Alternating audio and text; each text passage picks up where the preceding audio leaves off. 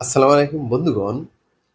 এই যে NCP party, NCP করেছে কি, নির্বাচন কমিশন অফিস ঘেরাও করতে গেছে।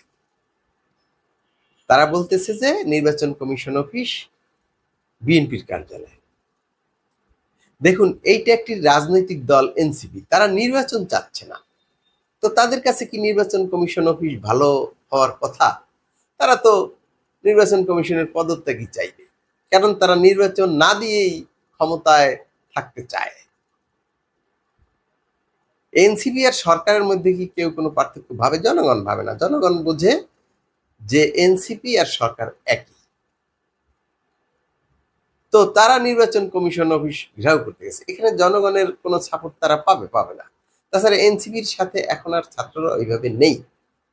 দেখেন না, অল্প কিছু লোক হয়েছে। এখন তাদের চক্ষুশূল হলো নির্বাচন কমিশন। কারণ ওই দলটি নির্বাচন চায় না, জাতীয় নির্বাচন চায় না।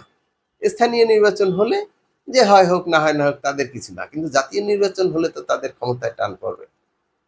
তাদের এখন ক্ষমতার মোহ দেখা দিয়েছে, তাদের ভিতরে ক্ষমতার স্বাদ জেগে উঠছে।